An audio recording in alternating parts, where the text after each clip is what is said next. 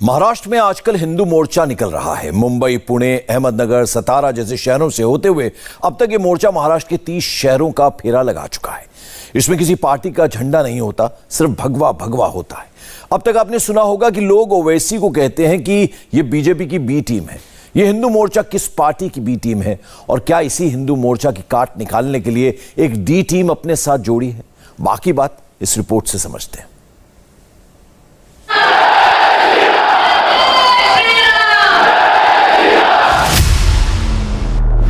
जिहादियों की रूह कांपनी चाहिए ये दृश्य देख के, क्योंकि देश का हिंदू अब जाग चुका है।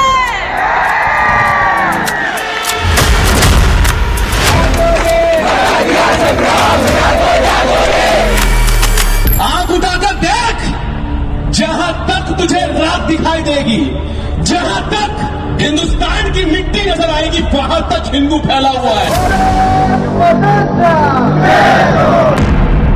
क्या महाराष्ट्र हिंदुत्व की नई प्रयोगशाला है?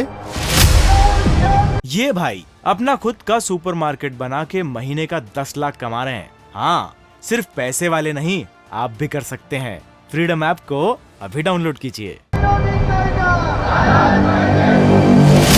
क्या महाराष्ट्र में गुजरात दोहराया जाएगा?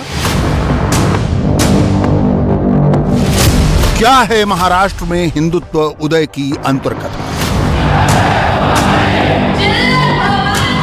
इसे समझना है तो महाराष्ट्र में लगातार जारी हिंदू जन आक्रोश रैलियों में चलिए। इन रैलियों के बहाने महाराष्ट्र में भगवा राजनीति करवट ले रही है। मुंबई,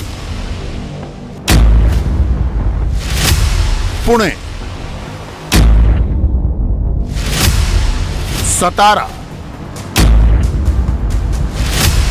कोल्हापुर, अहमदनगर, औरंगाबाद और पिंपरी चिंचवड। अब तक महाराष्ट्र के 30 से ज्यादा जिलों से हिंदू जन आक्रोश रैलियां गुजर चुकी हैं।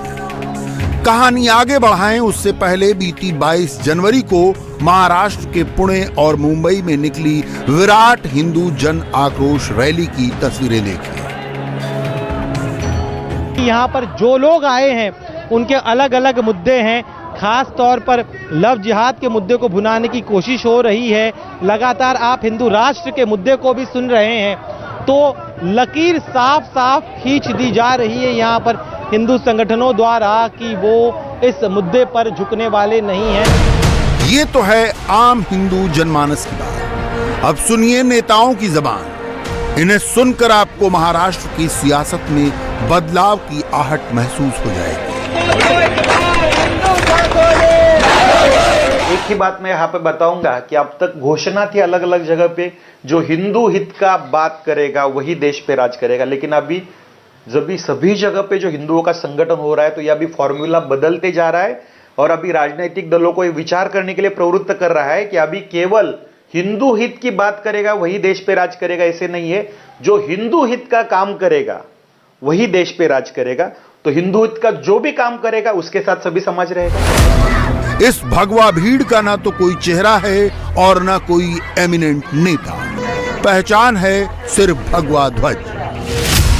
मगर हर मोर्चे के पीछे एक या उससे अधिक संगठन होते हैं। इन जन आक्रोश रैलियों के पीछे हैं हिंदू जन जागृति समिति, शिव प्रतिष्ठान हिंदुस्तान, सनातन संस्था, हिंदू एकता मंच और विश्व हिंदू परिषद। जाहिर है इस रैली में न बीजेपी है न संघ परिवार, मगर रैली को बीजेपी संघ का समर्थन हासिल है। ये फसल हिंदू जनाक्रोश के नाम पर बोई जा रही है, मगर 2024 में इस फसल को काटेगी बीजेपी। अब समझना है तो बीजेपी का राजनीतिक एजेंडा समझ लीजिए। पार्टी इस वक्त विधानसभा में सबसे बड़ा दल है, मगर अब तक महाराष्ट्र में वो सहयोगी दलों के सहारे है। पहले शिवसेना का सहारा था, अब शिंदे का सहारा है। बीजेपी अब अपने दम पर सरकार बनाना चाहती है, इसके लिए जातियों में बटे हिंदू को भगवा के नीचे लाना चाहती है। यही वजह है कि रैली को लाख गैर राजनीतिक बताया जाए, हर जिले में बीजेपी का कोई न कोई नेता हाजिरी बजाने के लिए मौजूद रहता है। आम्ही कोणाच्या धर्माला दुखवत नाही, पण आमच्या धर्माकडे जर कोणी वाकडी नजर करत असेल तर आता कोणी ते सहन करणार नाही। आज मी मंत्री आहे की आमदार आहे याच्यापेक्षा पहिले मी आपल्यातला हिंदू आहे हे मी विचार करणार आहे। त्यामुळे खुर्ची देणारे पण तुम्ही आहेत आणि खुर्ची ओढणारे पण तुम्ही आहेत, त्यामुळे खुर्चीपेक्षा धर्म महत्वाचा आहे। मी कोणा धर्माकडे वाकड्या नजरेने बघत नाही, पण कोणी बघत असेल तर आम्ही गांधीजी नाही आहे, या गालावर मारली म्हणून त्या गालावर मारा। त्यामुळे आम्ही मुस्लिम बांधवाचा जो चांगला आमच्या बरोबर असेल, इस देश में रहना होगा तो वंदे मातरम कहना होगा। मगर बाला साहब के जमाने की कमलाबाई को अब महाराष्ट्र में हिंदुत्व का परचम फहराने की जरूरत क्यों पड़ रही है? तो इसका जवाब है गांव-गांव तक जातियों में बटा हिंदू समाज। इसे समझने के लिए पहले दो आंकड़े देखिए। पहला, धर्म का। महाराष्ट्र में हिंदू आबादी करीब 80% है तो मुस्लिम आबादी करीब 12%। बौद्ध आबादी करीब 6% है, जैन आबादी बस 1.25% और अन्य की आबादी 0.75%। आइए अब 80% हिंदुओं का मोटा मोटी ब्रेकअप समझिए। जब इसे समझ लेंगे तो आगे की समझना आसान होगा। आखिर इतनी बड़ी हिंदू आबादी के बाद भी बीजेपी महाराष्ट्र में अपने दम पर सरकार क्यों नहीं बना पाती? क्योंकि महाराष्ट्र में सवर्ण, पिछड़ा और दलित विभाजन का इतिहास बहुत पुराना है। उस टाइम में समाज दो गुट में बटा था, यानी कि दो क्लास थे। एक था ब्राह्मण क्लास और दूसरा था शूद्र क्लास। शूद्रों को राजा बनने का अधिकार नहीं है, ब्राह्मण लोग उस टाइम कहते थे। इसलिए राजा बनना है तो आप क्षत्रिय कुल में पैदा नहीं हुए, ऐसा शिवाजी को बताया गया था। तो इसलिए उन्होंने जो काशी के ब्राह्मण थे गागा भट्ट जी, उनको बुलाया गया था। तो गागा भट्टों को ऐसे नहीं बुलाया गया था, उनको जो उनकी सुवर्ण तुला की गई थी, उनका जितना वेट है उतने सुवर्ण उनको दिया गया था। काशी से उनको बुलाया गया था। फिर उनका एक राज्याभिषेक हुआ था और राज्याभिषेक होने के बाद में फिर छत्रपति उनको लगा था, फिर वो एक राजा के इसमें उभरे थे। इसलिए उस टाइम का जो रूढ़िवाद था इनके लिए, सब उस टाइम के जो ब्राह्मण वर्ग था, जो पूरा डॉगमेटिक अपन बोलते हैं, कंजर्वेटिव माइंडसेट के, नैरो माइंडसेट के, उन्होंने काफी विरोध जताया था। आइए अब राज्य के हिंदुओं का समीकरण समझिए। मराठा हैं करीब 32%, ओबीसी करीब 34%, दलित करीब 19%, आदिवासी करीब 10% और बीजेपी का कोर समर्थक सवर्ण है मात्र 5%।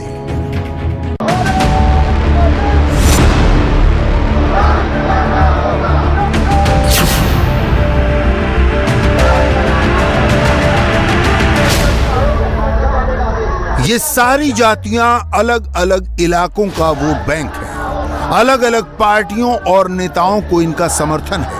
अब इन सबको वोट बैंक के खांचे से तोड़कर बाहर लाने की कोशिश हो रही है। इसके लिए जनाक्रोश रैली ने 3 एजेंडे बनाए हैं। गोवंश हत्या पर रोक, जबरन धर्मांतरण पर कानून और लव जिहाद की निगरानी।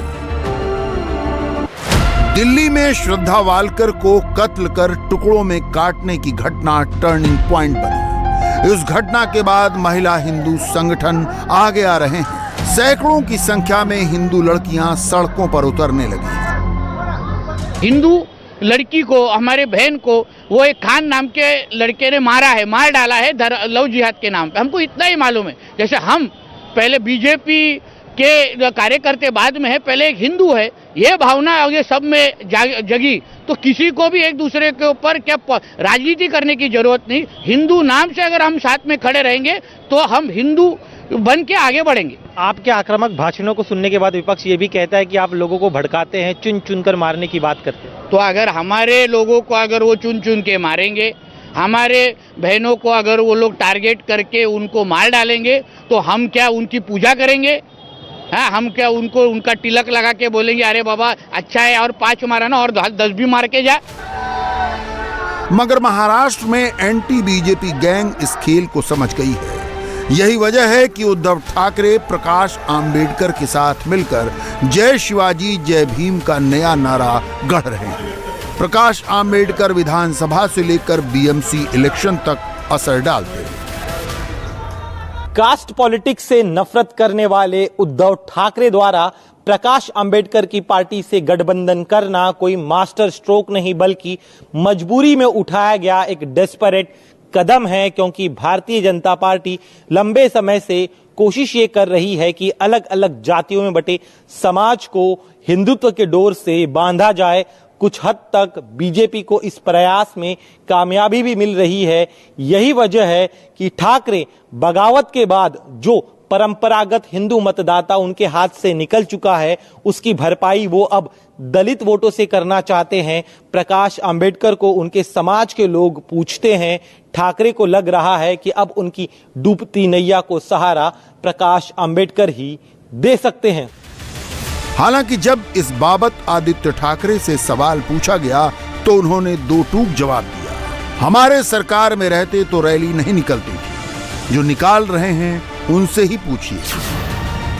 हम यही सोच रहे हैं, उनसे भी बात हो रही है। लेकिन एक बात महत्वपूर्ण यह है कि अगर आप देखें तो महाराष्ट्र के कई इलाकों में अब भी कुछ यात्राएं निकल रही है, कुछ जागरण यात्रा वगैरह ऐसे कुछ निकल रही है।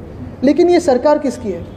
ये खुद को तो हिंदुत्ववादी कहते हैं। ये भाई अपना खुद का सुपरमार्केट बना के महीने का 10 लाख कमा रहे हैं। हाँ, सिर्फ पैसे वाले नहीं, आप भी कर सकते हैं।